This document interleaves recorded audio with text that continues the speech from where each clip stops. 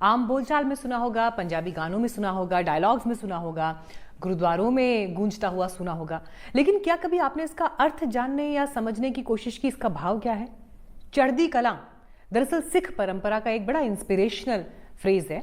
दो शब्दों से मिलकर बना है। चढ़दी यानी ऊपर उठना, तरक्की करना, और दूसरा है कला, जिसका मतलब है मानसिक शक्ति या मनोबल से जुड़ा हुआ। तो चढ़दी कला का अर्थ हुआ हमेशा हिम्मत, उत्साह और पॉजिटिव एनर्जी से भरा रहना। चढ़दी कला सिख परंपरा में जीवन दर्शन का हिस्सा है, जो सिख गुरुओं की शिक्षाओं से जुड़ा है, जो ये सिखाता है कि हालात कैसे भी हो, हिम्मत नहीं हारनी है। और इसी जज्बे, इसी स्पिरिट की झलक हम देख रहे हैं पंजाब में आई कुदरती आपदा में। यह आपदा उन नदियों की लहरों पर सवार होकर आई है जो कि पंजाब की धरती पर सोना उगलती रही हैं। लेकिन लोग उफनती नदी के सीने में खुद ही टेम्परेरी पुल बांध रहे हैं। यह है चढ़दी कला। मिट्टी और रेत से भरे बोरे लगाकर सैलाब से टक्कर ले रहे हैं। यह है चढ़दी कला। जब आर्मी के जवान राहत और बचाव के काम में जुटे हैं तो पूर्व सीएम चरणजीत सिंह चन्नी से लेकर लोकल लोग भी उनका हाथ बटा रहे हैं। यह है चढ़दी कला। और तो और पूर्व क्रिकेटर और सांसद हरभजन सिंह ने एक वीडियो शेयर किया जिसमें दिख रहा है कि एक फैमिली सैलाब में घिरी हुई है, लेकिन जो वॉलंटियर्स राहत और बचाव के काम में लगे हैं उनके लिए खुद चाय तक बनाकर ला रहे हैं। यह है चढ़दी कला। सैलाब के बीच गांव-गांव फ्लड रिलीफ के दस्ते दौड़ने लगे हैं। यह है चढ़दी कला। लोगों का जज्बा देखकर फ्लड रिलीफ सामान लेकर पहुंचे लोग भी हैरान हैं। इनका घर, इनके खेत, इनका सब कुछ पानी में चला गया। क्या आप हमारी तरफ आए हो, हमारे गांव में आए हो? आपके रहने सहने का इंतजाम पाजी हम कर देंगे, आप घबराना मत। आपका खाने का इंतजाम भी हम करेंगे पाजी। तो ये जो रेजिलियंस है ना, in the face of adversity, ये जो ऑप्टिमिज्म है, इसी को चढ़दी कला कहते हैं। चढ़दी कला चरने, चढ़दी कला चर रहांगे। हालांकि ऐसा भी नहीं है कि इस मुसीबत के समय में पंजाब अब अकेले अलग रह गया है या लोग अकेले जूझ रहे हैं और सरकारी तंत्र कंप्लीटली नदारद है। आज पंजाब सरकार की तरफ से बताया गया कि प्रभावित जिलों में 23 एनडीआरएफ की टीम काम कर रही है। आर्मी, एयरफोर्स और नेवी ने 12 कॉलम, 2 इंजीनियर कॉलम और 35 हेलीकॉप्टर राहत और बचाव कार्यों के लिए तैनात किए हैं। बीएसएफ भी बॉर्डर वाले जिलों में जमीनी स्तर पर सहयोग दे रही है और इसके अलावा 114 बोट्स और पंजाब सरकार का एक हेलीकॉप्टर भी लोगों को निकालने और राहत सामग्री पहुंचाने में इस्तेमाल किया जा रहा है। लेकिन यह आपदा कितनी बड़ी है, इसे आप ये समझिए कि शुरुआत में ऐसा लग रहा था कि नजरअंदाज हो गया, लेकिन पॉलिटिकल लोगों को अब जाकर इसका अंदाजा हो रहा है। पंजाब के मुख्यमंत्री भगवंत मान तो केंद्र सरकार से राज्य का हिस्सा यानी करीब 60,000 करोड़ रुपए मांग रहे हैं। वहीं राहुल गांधी ने केंद्र सरकार से स्पेशल रिलीफ पैकेज की मांग कर दी। मोदी जी, सरकार की जिम्मेदारी लोगों की रक्षा करनी होती है। आप जल्दी से जल्दी इन स्टेट्स के लिए एक स्पेशल रिलीफ पैकेज तैयार कीजिए। अरविंद केजरीवाल, जिनकी पार्टी की पंजाब में सरकार चल रही है, वो सोशल मीडिया के जरिए ये बता रहे हैं कि दिल्ली से उनके नेता राहत सामग्री लेकर पंजाब गए हैं। खुद केजरीवाल भी पंजाब जाने वाले हैं। केंद्रीय कृषि मंत्री शिवराज सिंह चौहान वहां जाने वाले हैं।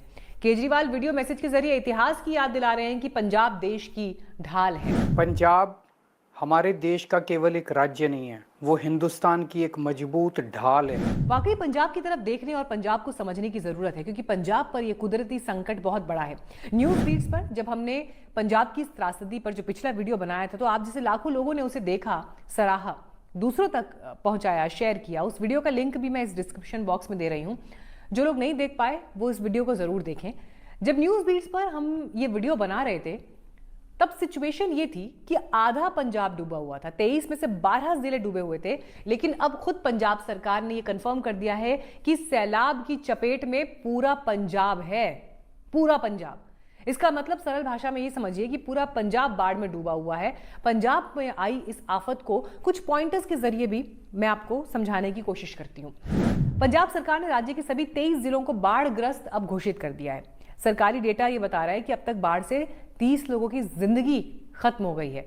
बाढ़ से 3.5 लाख से ज्यादा लोग प्रभावित हुए हैं। 4 लाख एकड़ से ज्यादा एरिया में खड़ी फसल बर्बाद हो गई है। पंजाब सरकार के मुताबिक सबसे ज्यादा प्रभावित इलाके जो हैं उसमें गुरदासपुर, मानसा, अमृतसर, कपूरथला, फिरोजपुर, तरनतारन और होशियारपुर है। लेकिन सबसे बड़ी चिंता की बात यह है कि हिमाचल प्रदेश में भारी बारिश की वजह से भाखड़ा और पोंग डैम के रेजर्वॉयर पूरी तरह से भरे हुए हैं। डैम से कुछ पानी रिलीज किया जाना शुरू भी हो चुका है, यानी मुसीबत का ये दौर अभी खत्म नहीं होने वाला, क्योंकि पंजाब में नदियां भी खतरे के निशान के करीब बह रही हैं। लेकिन इसके बावजूद पंजाब के आदमी का हौसला टूटा नहीं है उसका जज्बा टूटा नहीं है। सिख कौम ने एक बार फिर से यह साबित कर दिया है कि वो कितनी जिंदा दिल कौम है। पंजाब पर जब मुसीबत आई तो इन लोगों ने ना सरकारों का इंतजार किया, ना किसी और मशीनरी का, जरूरतमंदों की मदद करने और उन तक राहत पहुंचाने में जुट गए लोग। यही है चढ़ती कला, जिसका जिक्र हमने इस वीडियो की शुरुआत में भी आज किया है। वरना आपने भी देखा होगा ना कि जब दूसरे राज्यों में बाढ़ आती है तो क्या हालात हो जाते हैं। किसी राज्य विशेष का नाम लेना शायद ठीक नहीं होगा, लेकिन ऐसी आपदा के समय किस तरह की बदहवासी, किस तरह की अफरा तफरी के हालात हो जाते हैं और किस तरह का हाहाकार, चीख पुकार चारों तरफ मच जाती है, वो हमने इससे पहले भी देखा है ना बाकी राज्यों में जहां पर हालात खराब हुए। प्रभावित लोग इस कदर परेशान हो जाते हैं कि शिकायतों का अंबार लगा देते हैं, कोई सुनने वाला नहीं होता। लेकिन पंजाब की मिट्टी की बात कुछ और है। इस चढ़ती कला के बीच पंजाब के इतिहास में है, सिख परंपरा के अतीत में है। वरना पंजाब ने कैसे कैसे भयानक दौर नहीं देखे, लेकिन हर बार पंजाब उसी चढ़ती कला के जीवन दर्शन के सहारे खुद को लेकर उठ खड़ा हुआ। पंजाब यूं ही इस देश की शान नहीं है, पंजाब यूं ही इस देश का गौरव नहीं है। पंजाब को जीना आता है, जूझना आता है, पंजाब को हार न मानना आता है। पंजाब की कौम ने अपना पुरुषार्थ हर वक्त और हर जगह दिखाया है। खेती किसानी से लेकर देश दुनिया में हर फील्ड में अपनी धाक जमाई है उन्होंने। एक राज्य के रूप में पंजाब की परफॉर्मेंस कहीं पीछे नहीं है। आप इसे जब डेटा के रूप में भी देखेंगे तो देखिए, पंजाब में प्रति व्यक्ति ग्रॉस स्टेट डोमेस्टिक प्रोडक्ट यानी जीएसडीपी देश के औसत से ज्यादा है। और इसे आसान शब्दों में अगर मैं आपको समझाऊं तो पंजाब की इकोनॉमी में वहां के हर व्यक्ति का हिस्सा 2,27,000 रुपए, जबकि देश में ये औसत 2,15,000 रुपए है। हमने PRSindia.org की भी एक रिपोर्ट खंगाली। ये रिपोर्ट 2023-2024 की है और इस रिपोर्ट से ये पता चलता है कि पंजाब की इकोनॉमी में किन किन सेक्टर्स का अहम योगदान है, जिसमें कृषि का योगदान 26% है, मैन्युफैक्चरिंग का योगदान 28% है, सर्विस सेक्टर का योगदान 47% बताया गया है। कौन भूल सकता है कि 1960-70 के दशक में हरित क्रांति की शुरुआत पंजाब से हुई थी, जिसने भारत को खाद्यान्न संकट से बाहर निकाला था। आज भी पंजाब देश के गेहूं और धान उत्पादन में टॉप राज्यों में से एक है। गेहूं उत्पादन में पंजाब का राष्ट्रीय योगदान 35 से 40% है।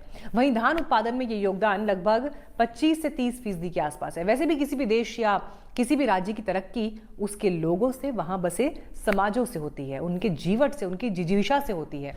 5 दरियाओं वाला पंजाब इस मामले में बहुत खुशनसीब भूभाग है कि वहां ऐसे जज्बे वाले लोग बसते हैं। वो कहते हैं ना कि जो अपनी मदद खुद करता है, रब भी उनकी मदद करता है। तो पंजाब के हौसले को सैल्यूट, इस चढ़ती कला को सैल्यूट। आपने 40 साल में आई इस बाढ़ की तस्वीरों और इस हाहाकार के बीच जो कर दिखाया है, ये सालों साल, नस्लों नस्लों के बीच याद किया जाएगा।